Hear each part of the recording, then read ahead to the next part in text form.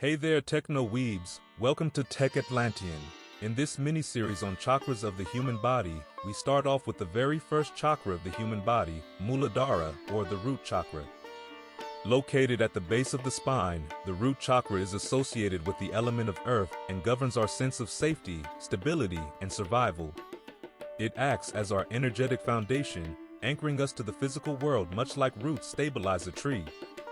Each chakra has a corresponding Via mantra or seed sound that can be chanted to activate and balance it. For Muladhara chakra, it is Lan. Try repeating it 108 times to activate and balance it.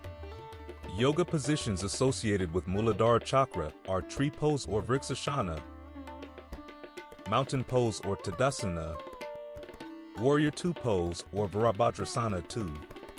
By performing these asanas, you feel more grounded, stable, secure, confident, have increased vitality, and more at present.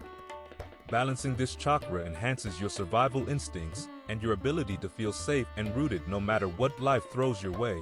To know about other chakras, ways to activate them, and benefits, follow Tech Atlantean. Share with your friends and don't forget to drop a like.